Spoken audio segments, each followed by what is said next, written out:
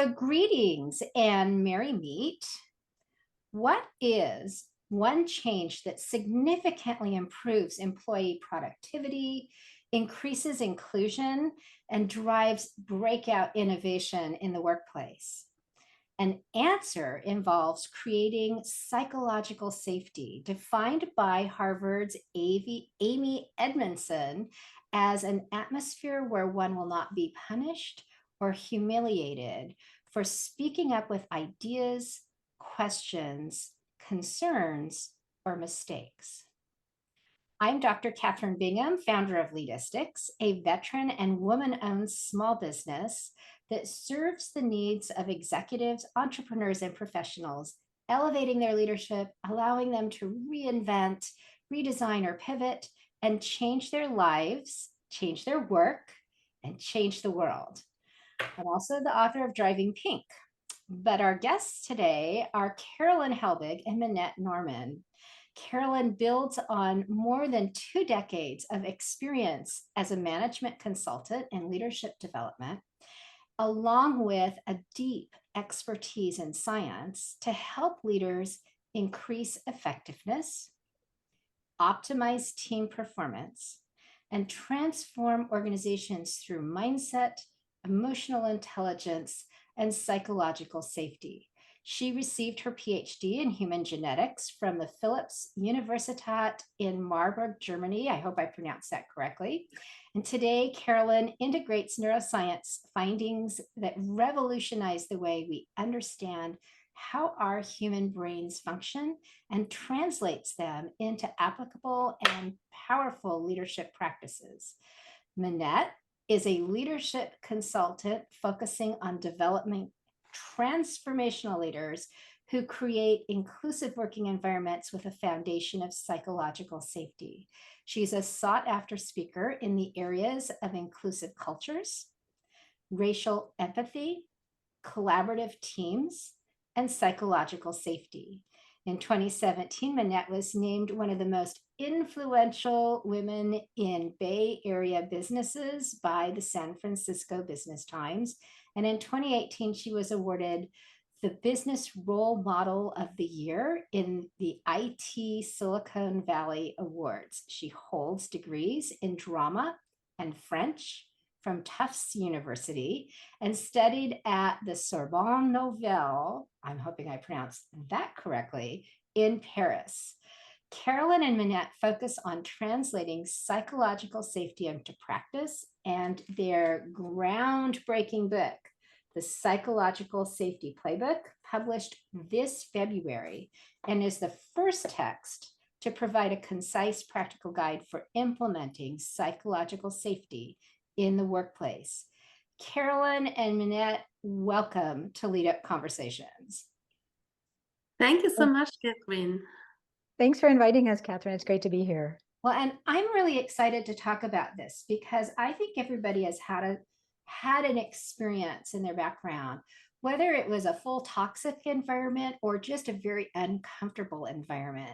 It's a really important experience to be able to share your thoughts and ideas without someone or the way the culture works not inhibiting those thoughts from coming out. So we started by introducing the idea of psychological safety and its benefits in the workplace, especially with that quote from Amy from Harvard.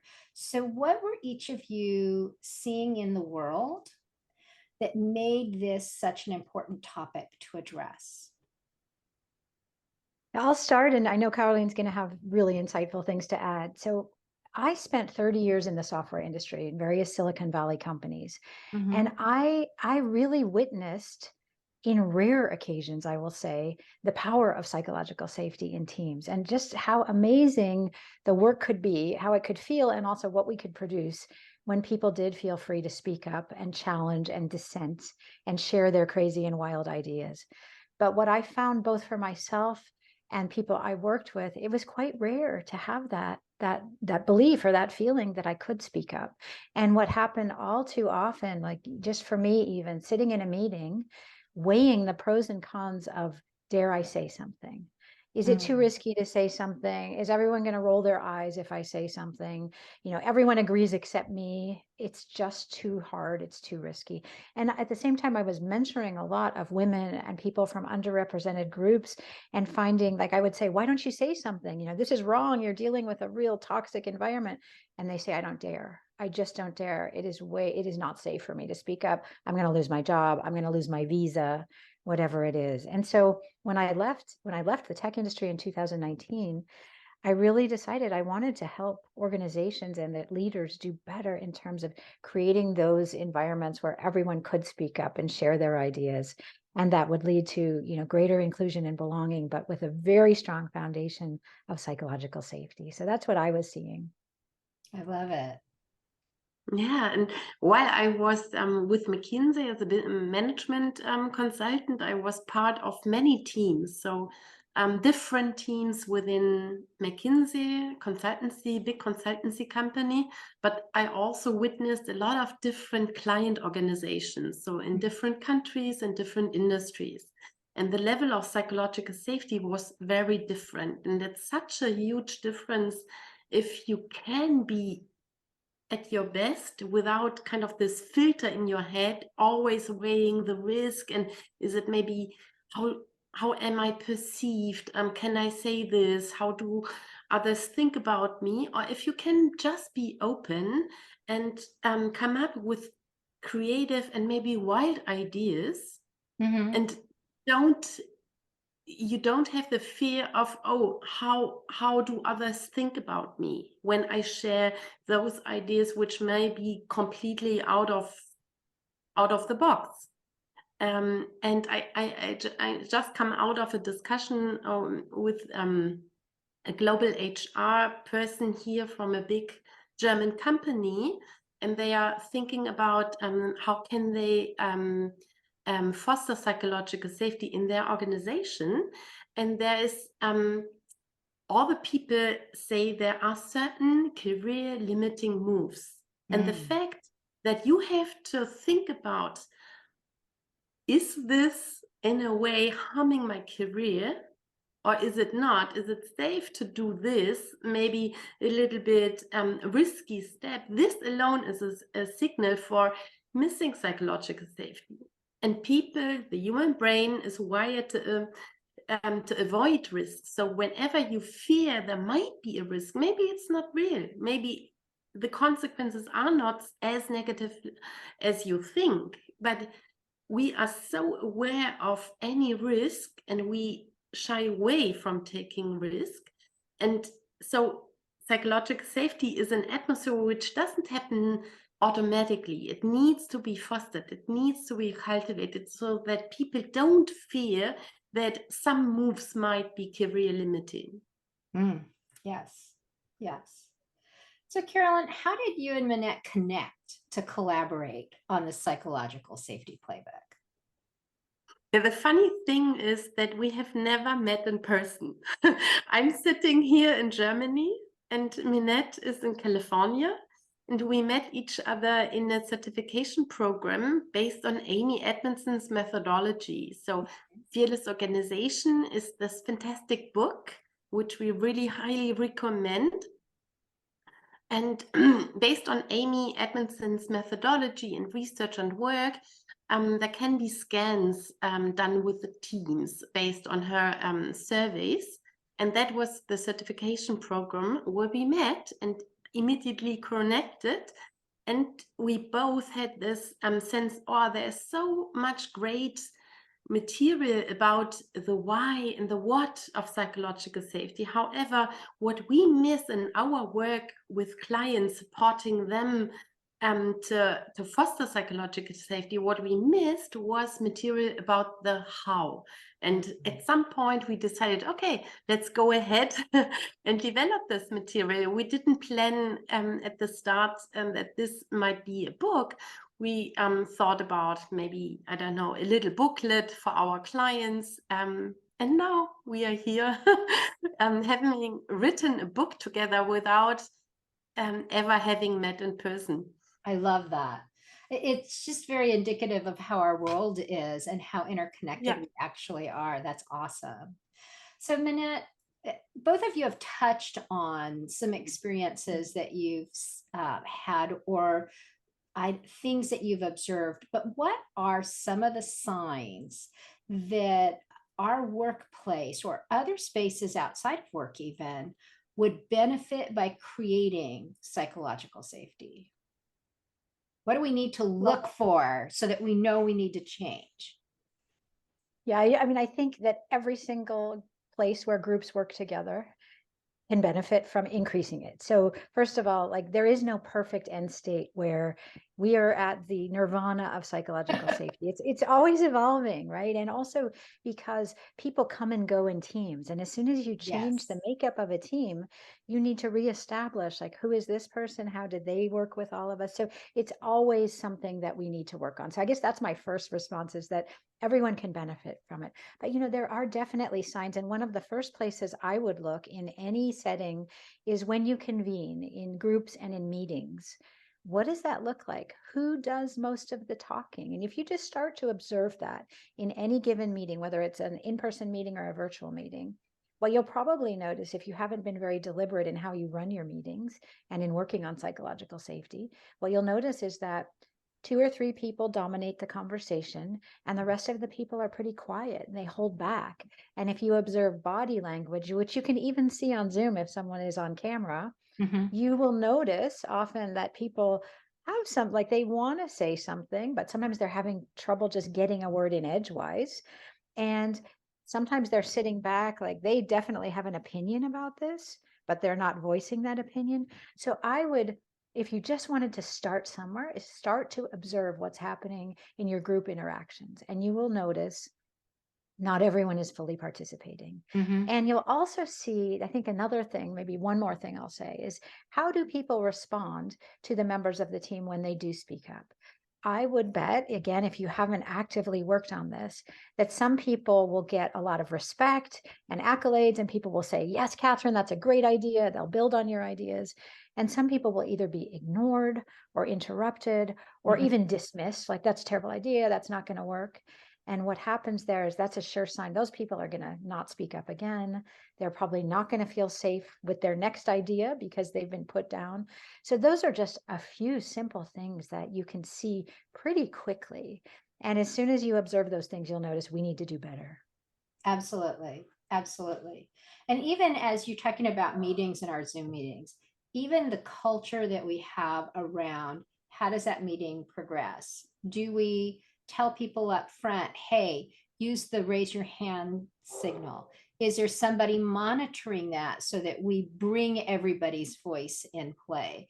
There are so many ways to use our technology to increase the voices that are participating that is sometimes harder in a face-to-face room because we have the ability to push that little emoji button and say, hey, I have something to say next. Whereas when you're in a room, it kind of feels awkward, like we're still in class but we're adults. Yeah, Karolin, what you're I so love. right. And just to add to that, Kathryn, there are also platforms for virtual meetings where airtime is tracked, and you can see, Mhm. is there a balance of airtime? Are there people not speaking up at all, and who is doing most of the talking? Yes, So this is also a great tool and device which might be helpful. I love that. I love that. That's really, it's helpful to learn what we have available to us. You know, one of the things that I really liked is, Karolin, both of you, when we crafted the book, you used this framework of the 5 plays. Could you share what they are so our audience knows, and then maybe give an example of how a leader might shape an environment that welcomes ideas, creative input, and feedback? Yeah, yeah. The structure of the book is really well thought through, and it's not only called a playbook by title, but inside it's also Mhm. meant to be playful. So we have 5, as you said, 5 big plays. You can think of it as big chapters. And within each of the 5 chapters, there are 5, in each chapter, 5 very tangible actions we suggest you can try out. And you can read in any order and pick and play and put into action what resonates most. So what are the 5 big kind of chapters or plays? So there is no definite order. However, the order in the book is communicate courageously. Mm-hmm. And with courage here, we mean more openly, with more vulnerability. So it's not the big heroic acts, it's more this interpersonal risk-taking and being courageous enough to show up as a full human being, including your limits and not knowing all the answers, for example. Yes. So communicate courageously is one chapter. Then the next is master the art of listening. So listening is something we think we all do all the time. However, do we really do it? And really listening with full attention, and how can this be done? Then we have a chapter around managing your reactions. So what do you do if you're triggered? And leaders too are human beings. All human beings are triggered all the time. And it's so essential not to react automatically, but instead choose your response, because psychological safety is something we need to cultivate deliberately. So managing your reactions is the 3rd chapter. And then the 4th one is embrace risk and failure. How we deal with situations when things don't go as planned. And I mean, this is happening all the time in business, right? So not punishing, not asking automatically whose fault is it, who's responsible, but instead shifting to curiosity and learning. That is one big area. And the last one is design inclusive rituals. So this is all about meetings and what we already discussed. And maybe to give you a flavor what how this looks like if you open a chapter and dive into one of the moves within a play. So let's take communicate courageously, just the 1st chapter, and the first kind of sub-chapter in it is our suggestion: ask the simple question as a leader: what am I missing? Or maybe what are we missing, as Minette just reflected in our last meeting. Sounds easy, simple, right? What is it all about? What am I missing? However, it's big. It's something I have rarely heard a leader ask, because there is a lot of humility in it, right? And leaders traditionally are trained to have all the answers. And often leaders have this attitude: I know it all, and what I see is all there is, and it's the truth, and so on. However, then really being humble and being aware that what I am seeing is only part of reality, and I need all the other team members to get the full picture, and invite everyone to contribute. This is really the attitude behind this question, because otherwise you wouldn't ask this question. So what am I missing? And I'm really pleased that one of the persons here in Germany I'm in contact with, a big automotive company, he said he kind of ran an informal pilot, and he only suggested this simple question to be asked in a meeting, and suddenly the whole meeting and the nature of the meeting and the outcome of the meeting completely changed. So any of our actions we propose are possibilities which can really change the game. I agree. And I think one of the things that I really liked about how you laid out the plays is you give an idea, you talk about how to try it, why to try it, how to do it, what are some of the different ways you can test it out. And then it has a very fun, just like on the cover, we have some stick figures that sort of illustrate the idea, but it's a fun way of letting it stick in our mind what it is we're trying to illustrate in the concept that's being presented. Anyone who listens to LeadUP conversations knows that I help leaders, entrepreneurs, and professionals.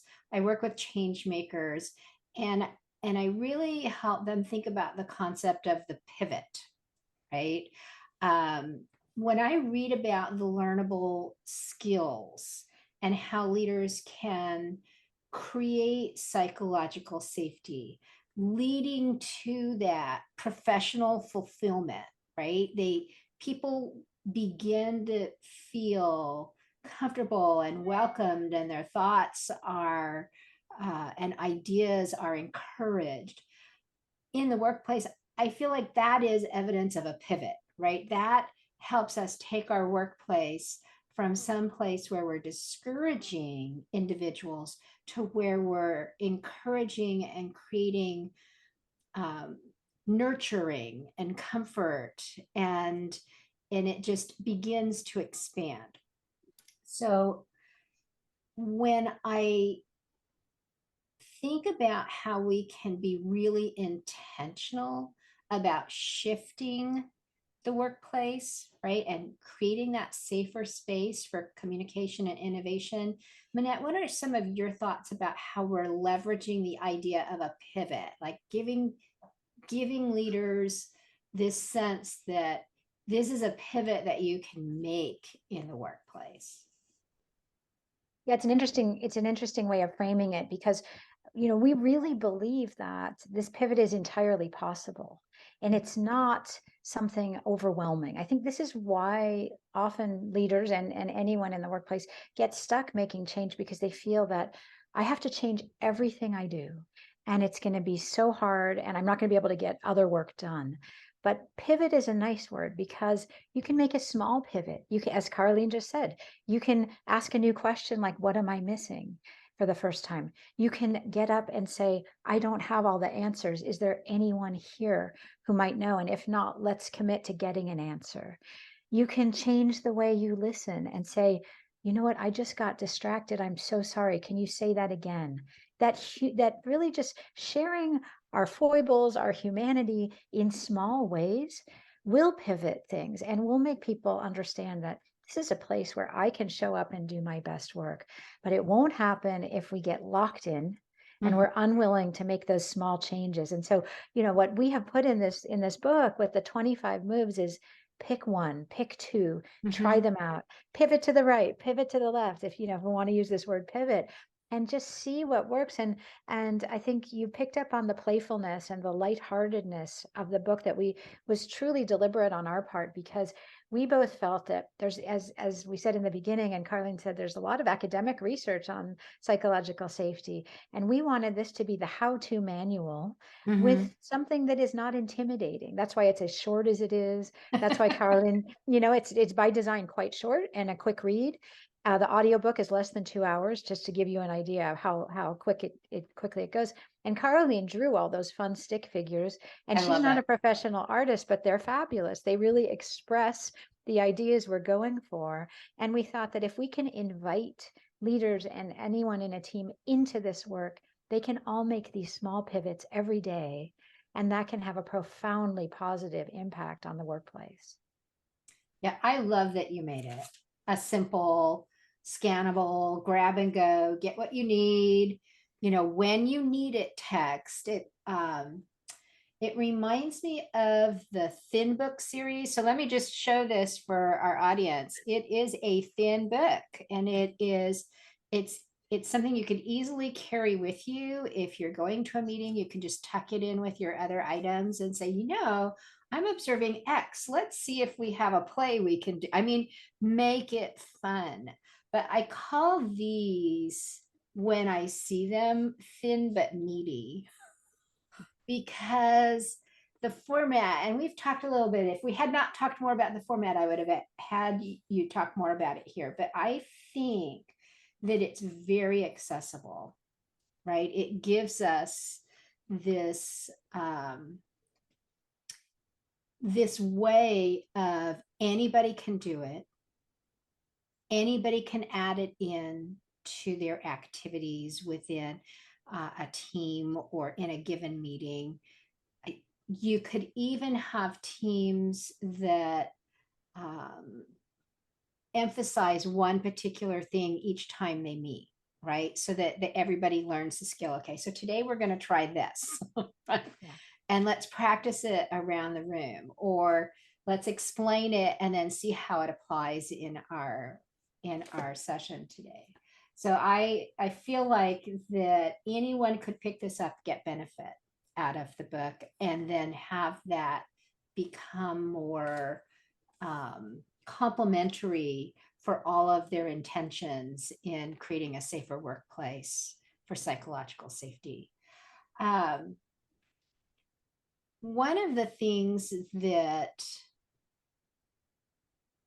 when we think about psychological safety, I imagine, we've been talking a lot about workplaces, right? But maybe you could add in some thoughts around extending this to other places where we connect. Could be our families, it could be our communities, it could be our places of worship, it could be our places where we volunteer in our youngsters' schools or in other arenas.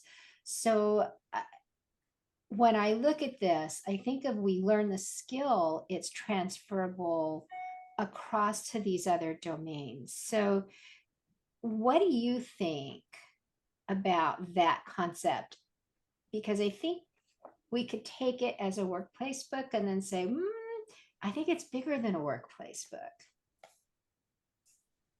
Yeah, absolutely. And that's what we are really pleased that we learn from readers, for example, the reviews on Amazon, that they think it's so valuable for whatever context they are in, be it in their job, at business, or at home, or with their friends, family, whatever. And just yesterday, I had a great discussion with a big international company headquartered in Denmark.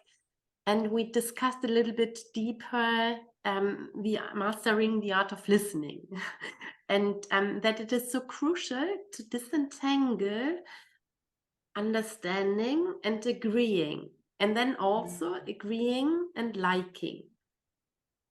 Yes. And this is something which is really so vital for any context. And that's exactly, this was for me personally a big aha when I disentangled understanding and agreeing. And that's what I practice every day with my husband, disagree with warmth, so that I keep the good relationship and still I can understand him and I can really listen carefully and really ask questions and make sure I understand him and still have a different opinion and still have a different perspective and not agree. Yes. And keep the good relationship. And this is a basic human skill, which is not only applicable at work, of course. It's universal, and it's serving us in whatever context we are. I think we have to help people have skills to share dissent in a way that doesn't say, I had a leader once loudly proclaim in a meeting, "You're wrong." Like, that is not helpful at all. We used to teach a real easy exercise and then say, this is how, if something's coming up for you, this is how you frame it. And it was like concern suggestion. And so what I like about what you're saying, here's what value I'm taking away. That's the like. What I'm concerned is, and maybe it doesn't address this piece, or, we haven't considered this other. And what I suggest is, and then they need to come up with something positive that allows the group to have additional conversation or get more ideas or more data or whatever it is that's appropriate for that particular experience. But it allowed people to say, I do have a concern. I have something to express, but do it by acknowledging what they do appreciate about what's already been there. And then framing a suggestion, because a lot of times people, we've had those experiences where, I just don't like what you're saying. And then they dump it out there in the middle of the room, and you have to pick up and solve and find a way around that. But if we make the framework like, concern, suggestion, then in order to do the like and concern, we need to have something positive that helps galvanize us back into additional conversation or action. Yeah, absolutely. And what happens if someone says you are wrong, right? Yeah. It's an attack, and we feel attacked. And automatically we try to defend, and the outcome is a battle of arguments. Yes. And in my discussion yesterday, the person had a great expression: love the other perspective just a little bit more, and yes.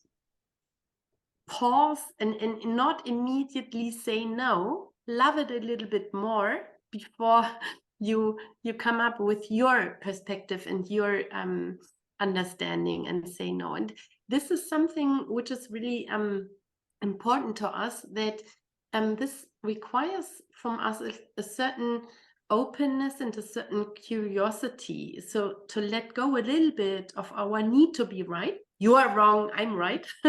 And to shift to more curiosity and asking questions. Interesting, Kathryn.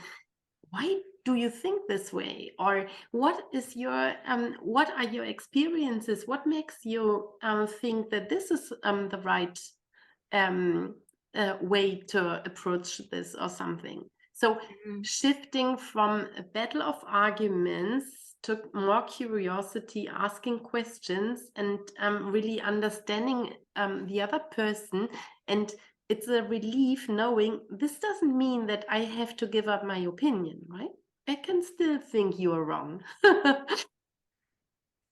They can. But that whole invitation, tell me more, help me understand, where, as you're saying, asking some more questions and prompting to draw the individual out is so much more helpful than shutting it down, because then you tease out the nuance of their statement in a way that maybe it does allow them to maybe even change their mind and not think that individual is wrong.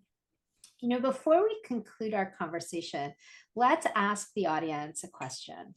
And for me, what I'd love to know is, how comfortable is it for people in your workplace to share ideas or raise issues? So share your thoughts on psychological safety in the comments below. You know how to do that, and tell us why that thought is important to you. I read each and every comment and I will respond. Minette, while they're adding their thoughts there in the comments, what are your ideas on, extending the plays, right? They perform a play, but now we want to draw it further and get more value out of a particular activity that they did. Well, it's a really interesting question, and so we probably don't have all the answers, because our book has been out in the world for not even 2 months now, and we're sort of learning. I think what's really interesting is learning how people are using it in the workplace. And one idea that we have is we created a short discussion guide but Yes. it's for teams, right? Because what we think is really important is that, let's say a leader buys this book, reads this book, and goes, I really want to work on this with my group. What we hope is that everyone will read it and talk about what they're trying out. And so we have, for example, in our discussion guide, I believe we put in 2 questions for each play. So there are 10 questions in the discussion guide. And we think it would be really useful for people to, in their team meetings, start to answer these questions as a group. What are, and what are we already doing? Some of the questions I like to ask when I work with teams on psychological safety is, first of all, imagining what would be possible if we had a higher level of psychological safety. Like, what could we dream would be possible? And then to ask ourselves introspective questions. What am I already doing to help promote and foster psychological safety? And what may I be inadvertently doing that is damaging psychological safety? And have everyone do that, really self-introspection, and then talk about it in a group. And it's a powerful exercise for groups to start to just surface this and address the elephant in the room that maybe no one has talked about before. So that's why we provide a discussion guide when people get this for their teams. And we're really interested to see what people do further. And we hope that they will let us know and connect with us, because for us, this is, first of all, our first but not last collaboration. And we think there's much more to do on the subject of the how of psychological safety. And we will learn as much from our readers as they will learn from us, I believe. I love that. In any order, do you have any final thoughts before we close out? Yeah, while I was listening to this pivot question, I thought that's one of our beliefs, and that's what we see happening, that small actions can have big effects. So encouragement to all of you to really go ahead and pick just a small thing and try this out. And I think that's something we stress throughout the book, that what we offer might sound small and simple. However, it's deeper because it's always related to your attitude.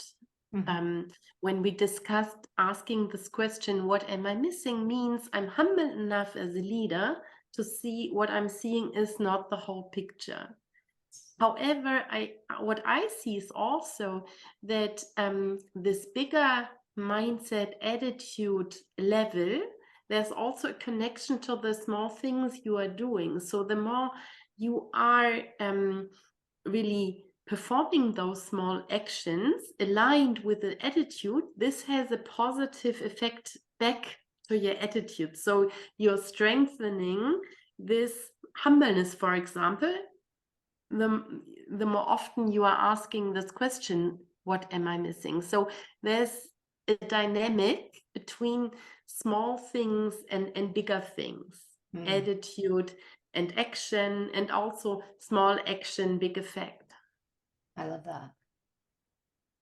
Yeah, I guess I would add that one thing I would add, and it's not huge, but it's just a consideration that although when we first wrote this book, we were thinking it's for leaders, team leaders, we also say explicitly anyone can benefit from this book. So what my last parting thought is, every single member of any group in any setting helps create psychological safety or can detract from it. So everyone plays a role. Leaders may play an outsized role, but everyone plays a role.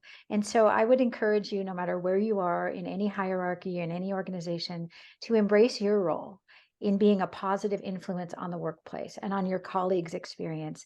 And psychological safety is really created interaction by interaction and moment by moment. It's not some massive thing that you do. And so just commit to having a positive exchange with the next person you interact with, to listening better, to not formulating your response, but committing to understanding them before you share your suggestion. And those little changes can just have such a large impact.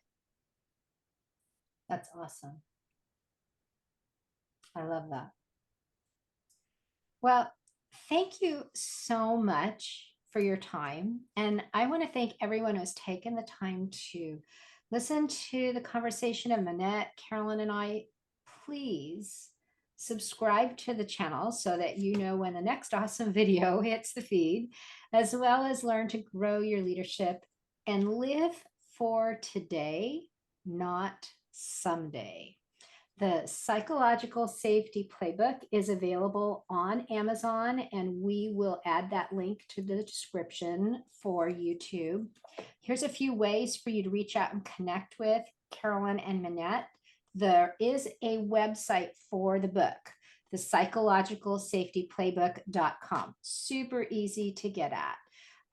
Karolin Helbig's website is her name spelled KAROLINHELBIG.com. And Minette's website is also her name, MINETTE, Norman, NORMAN.com.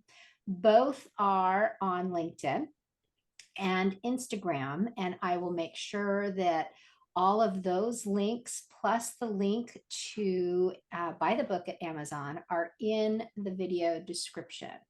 So with one more thank you, I just want to encourage you to go forth and do great things. Thank you so much. Thank you, Kathryn. Thanks for having us.